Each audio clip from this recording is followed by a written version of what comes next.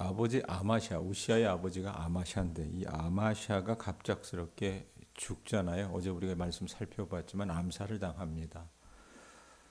그렇게 죽으면서 남유다의 10번째 왕이 우시아라고 하는 인물이 오르게 됩니다.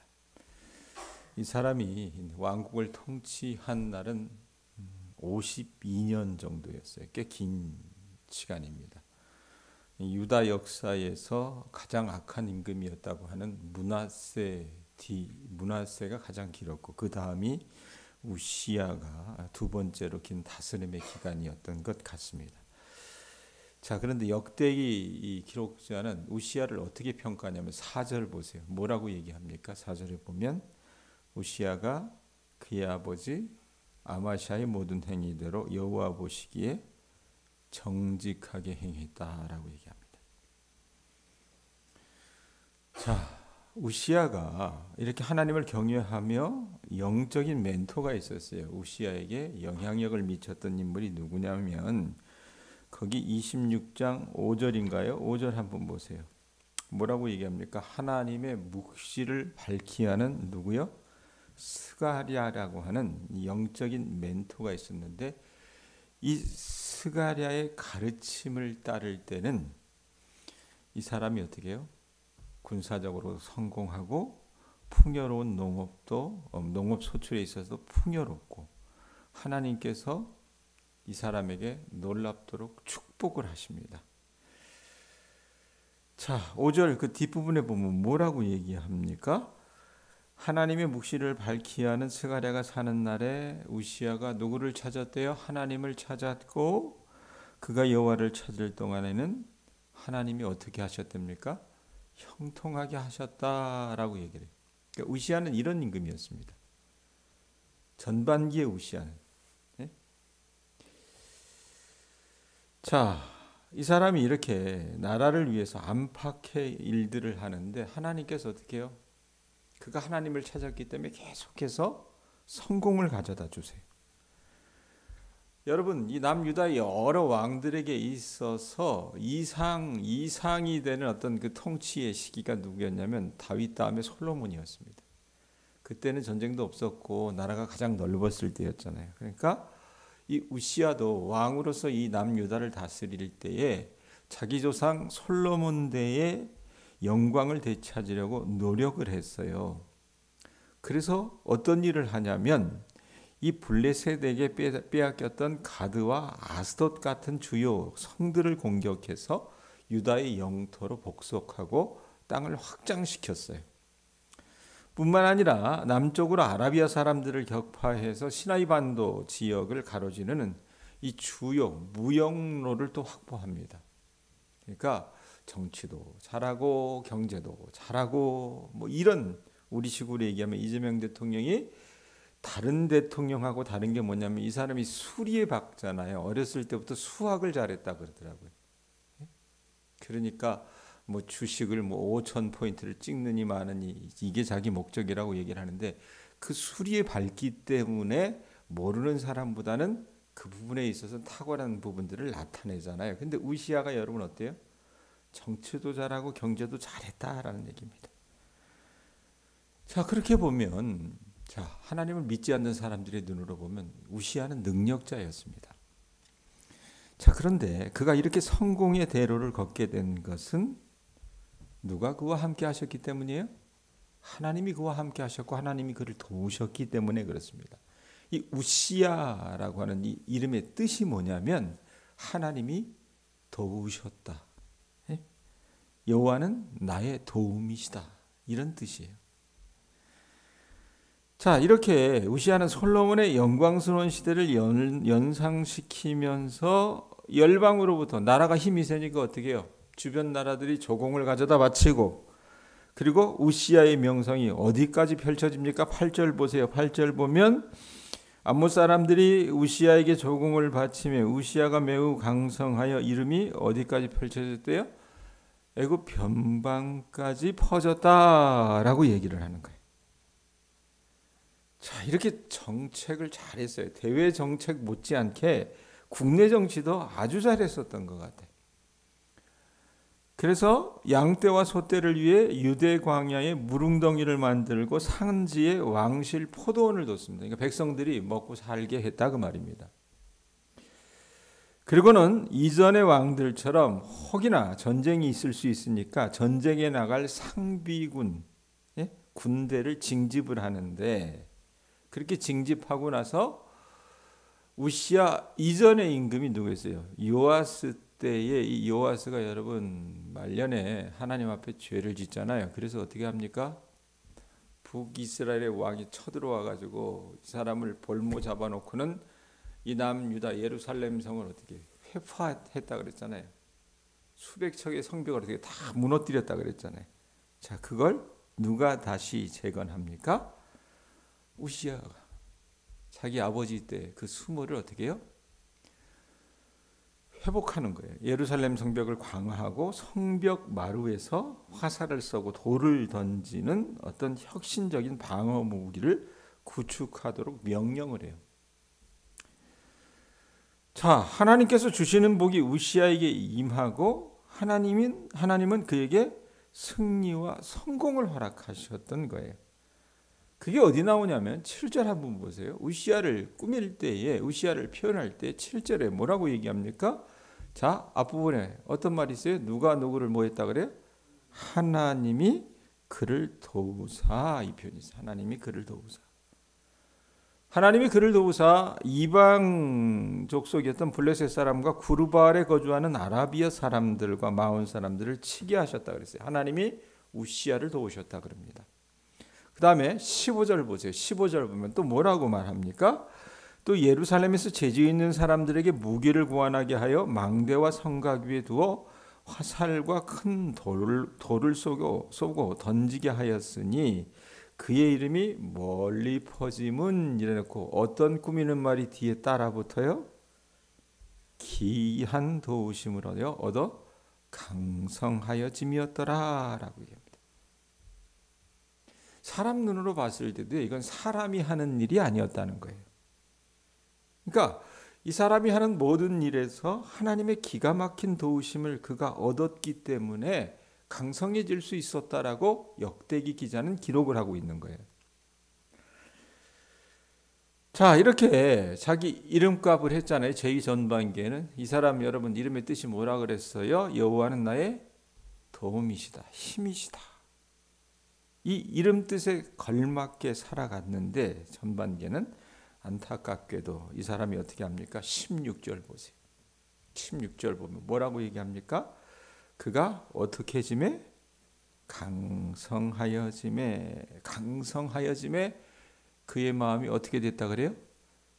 교만하여 악을 행하여 그의 하나님 여호와 보시기에 여호와께 범죄하되 어떤 범죄를 행했어요? 곧 여호와의 성전에 들어가서 향단에 분향하려 했다라고 얘기합니다. 먹고 살만하니까요. 우리도 그렇잖아요. 네? 여러분 우리가 어렵고 힘들고 내 힘으로 여러분 어떻게 극복할 수 없는 문제 앞에 우리가 직면했을 때는 하나님을 찾아요. 안 그렇습니까? 그런데 어느 정도 먹고 살만하고 평안하면 여러분 어때요?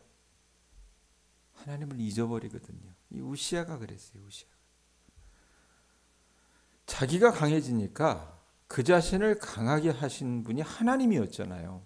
분명히 15절에도 말씀하면 7절 15절에도 보면 하나님이 그를 도왔다 그랬고 15절 끝에도 보면 기한 도우심을 얻어 강성하여졌다라고 얘기했는데 그렇게 강성하여지니까 그 마음이 교만해가지고 어떻게 해요? 야, 이거 내가 한 거지. 내가 똑똑해서, 내가 잘나서, 내가 용맹해서 이 나라가 이렇게 부국 강병이 된 것 아니겠어? 이렇게 생각해서 자기 자신의 권위에 도취되어 가지고 이제는 여러분 어떻게 해요? 넘지 말아야 할 선을 넘어버리는 거예요. 그게 뭡니까? 성전에 들어가서 그 금제단에 분향하려고 했던 겁니다. 여러분 그런데 이 모세 시대부터 이 성전 안에서 분향하는 일은 그게 누가 해야 될 일이냐면 왕이 해야 될 일이 아니에요. 다른 근동 아시아의 여러분 모든 나라의 왕들은 그걸 지가 해요. 그런데 이 이스라엘 백성들만은 그건 왕이라도 못합니다. 누가 해요? 레위지파 제사장들만 하는 겁니다. 예? 매일 아침과 저녁에 금제단에서 분향하는 것은 하나님께서 제사장들에게 맡겨주신 어떤 독점적인 특권이었다 그 말입니다. 그런데 이 사람이 어떻게 해요? 야, 내가 왕인데 나 때문에 이 나라가 먹고 사는 것 아니야? 하나님이 나에게 그렇게 축복하셨다면 하나님도 내가 그 안에 들어가서 분향하는 것 말리지 않으실 거야 라고 생각해서 어떻게 해요? 선을 넘어버리는 거예요. 화들짝 놀랐어요. 제사장과 대제사장과 이 레위지파가. 그래서 어떻게 합니까? 이 왕의 어리석은 행동에 대제사장이 80명의 용맹한 제사장들과 함께 성소의 거룩함을 지켜야 되잖아요. 지키기 위해서 왕에게 맞섭니다. 그게 어디 나오면 18절 보세요. 18절에 보면 뭐라고 얘기합니까? 18절에 우시아 왕 곁에 서서 그에게 이르되 이 대제사장 아사랴라고 하는 사람이 뭐라고 얘기합니까? 우시아여 여호와께 분향하는 일은 왕이 할 바가 아니래잖아요. 그렇죠? 왕이 할 바가 아니요 오직 분향하기 위하여 구별함을 받은 아론의 자손 제사장들이 할 바니 성소에서 나가소서. 왕이 범죄하였으니 하나님 여호와께서 영광을 얻지 못하리이다 라고 얘기를 해요. 예? 그렇게 맞서는데 이 왕이 여러분 어떻게 응대합니까? 19절 보세요. 대제사장이 이렇게 추상과도 같은 이야기를 했다면 이 사람이 제2 전반기에 여러분 스가랴라고 하는 영적 멘토를 두었을 때는 하나님을 찾았다 그랬잖아요. 그럼 그 얘기를 듣고 어떻게 아하 이거 내가 오버했구나 라고 생각을 하고 어떻게 딱 멈췄어야 되는데 19절에 보면 뭐라고 얘기합니까? 우시아가 손으로 향로를 잡고 분향하려 하다가 뭐 했대요? 화를 내니 그가 제사장에게 화를 낼 때에 여호와의 전 향단 곁 제사장들 앞에서 어떤 일이 벌어져요? 그의 이마에 나병이 나버립니다. 갑자기 나병이 생긴 거예요. 네? 자기를 뜯어 말리는 제사장들에게 화를 내버렸던. 대제사장이 하나님께 성별되었다는 것을 표시하는 바로 그 자리에 부정하다라고 하는 표식을 받는 겁니다. 나병이라고 하는 건 부정하다는 표식이잖아요. 여러분 왕의 이마에 하나님께서 나병을 나게 하신 이유는 뭘까? 하나님이 여러분 이 왕을 어떻게 넌 왕이 아니다 거절해 버리신 거예요. 그래서 이제는 어떻게 해요? 이 사람이 살아있기는 하지만 왕으로서의 자격을 상실한 사람이 되어버립니다. 자, 이렇게 성전에서 분향하려고 하는 이 우시아의 어떻게 보면 선을 넘는 시도는 그가 예배를 사모해서 진정한 예배를 드리려고 했던 그 표현이 아니었어요. 다른 근동아시아의 잡신들을 섬기는 여러분, 그 나라의 왕들은 제사장의 권한을 가로챘지만 이스라엘만은 그러지 않았다 그 말입니다. 예? 제사장직이 성스러운 특권, 그것을 어떻게 해요? 아, 그건 내가 넘을 수도 있지. 왜? 나도 왕인데. 이러면서 어떻게 해요? 도를 넘어버린 거라고 말입니다. 자, 이 사람 여러분, 결말이 어떻게 돼요? 끔찍합니다. 나병을 얻은 우시아가 결국 어떻게 돼요? 21절 보세요. 21절 우시아 왕이 죽는 날까지 나병 환자가 되었고 나병 환자가 되며 여호와의 전에서 끊어져 어디에 살았대요? 별궁에서 살았으므로 그의 아들 요담이 왕궁을 관리하며 백성을 다스렸더라. 예? 여러분 나병이 모르겠어요. 우리가 얘기하는 문둥병이 전염이 되는가? 사실 물음표일 수도 있다라고 얘기하는데 이 나병이라고 하는 것에는 문둥병뿐만이 아니라 여러 어떤 피부병이 있다고 얘기를 해요. 그러니까 성경에서 얘기하는 이 우시아가 얻은 나병은 전염성이 있는 것입니다. 그러니 어떻게 해요? 신하들과 같이 있으면 안 되잖아요. 그래서 별궁에 가둡니다. 별궁에 격리시키고 나라는 다스려야 되겠으니까 누가 다스려요? 왕이 왕의 구실을 못하니까 그 아들 요담이 대신해서 나라를 다스리게 된다 그 말입니다. 근데 한번 이런 생각을 한번 해보세요. 이런 상상을 한번 해보세요.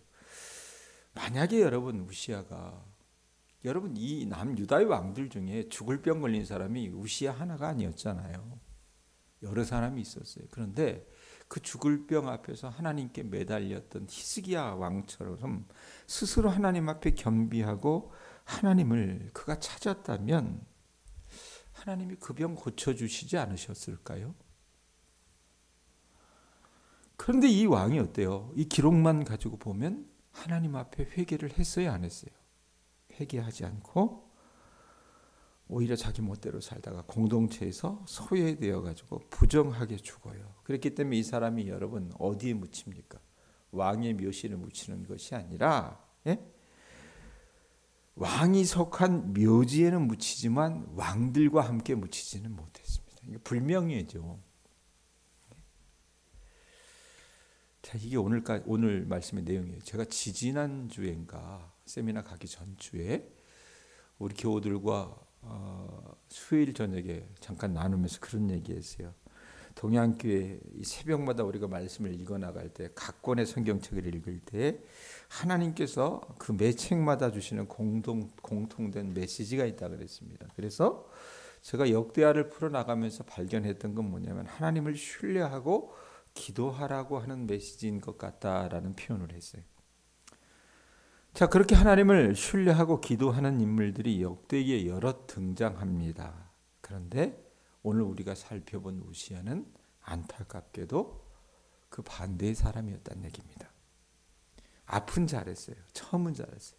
그러니까 용두사미로 끝난 이 우시야의 통치는요, 결국 이 사람이 어떻게 해요? 하나님을 신뢰하지 않고 자신을 신뢰하는 교만한 지도자로서의 삶을 살았기 때문에 비극적인 결말을 맺게 된 거라 그 말입니다. 집권 초반기에는 하나님이 그를 도우셨기 때문에 하나님을 찾았고 매사에 하나님 앞에 나가 구했고 그랬기 때문에 하나님께서 기이한 강성함을 얻게 하셨는데 살만하니까 강성해지니까 어떻게 해요? 이건 내가 얻은 거지, 내 힘으로 한 거지. 우리도 그런 적이 있잖아요, 여러분. 저희 아버지를 봐도 그렇고 제가 여러 교회 사역해도 그렇고 연세가 드시면 어때요? 체력도 옛날 같지 않고 가진 것도 요즘은 젊은 사람들이 더 부자입니다. 자꾸 소외가 돼요. 그러면 남성도나 여성도나 할 것 없이 어떻게 이건 내가 한 건데 라고 하는 그런 자존심이 있어요. 그게 내 가정에서도 그렇고요. 교회 안에서도 여러분 우리가 그런 생각을 가질 수도 있다고 말입니다. 근데 그것이 교만으로 여러분 변질될 수 있어요. 예? 여러분 교만은 하나님과 다른 사람에 맞서서 나 자신을 높이는 게 교만입니다. 교만은 다른 모든 죄의 온상이 되는 인간 마음의 병폐이기도 해요. 특별히 하나님께서 주시는 복을 받아 우리가 어떻게 성공의 길을 걸어갈 때 교만은 우리에게 어떻게 가장 위험한 독이 되고 유혹이 됩니다. 사랑하는 교우들이요, 우리는 우리가 섬기는 것이 우리 자신이 아니라 누구여야 돼요? 주 우리 하나님이셔야 되고 우리 자신의 명성을 쫓아가는 것이 아니라 하나님의 영광이 우리의 가장 큰 기쁨이라고 하는 사실을 깨닫지 못하는 경향들이 너무 많습니다. 그래서 하나님께서 주신 성공을 나 자신의 자원과 능력에서 비롯된 것으로 해석해요. 내가 잘해서 그렇게 된 거라고 해석해요.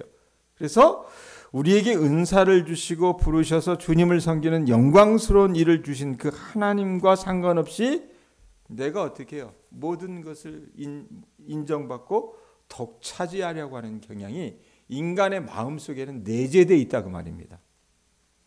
이 교만이라고 하는 것이 독특한 것이 우리에게 여러분 주어진 경계를 넘어가지고 내게 주어지지 않은 것조차도 어떻게 해요? 움켜쥐도록 만듭니다. 예?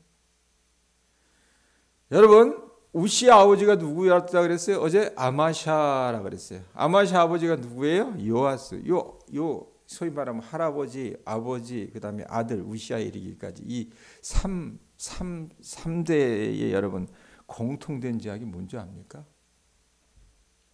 교만이에요. 네?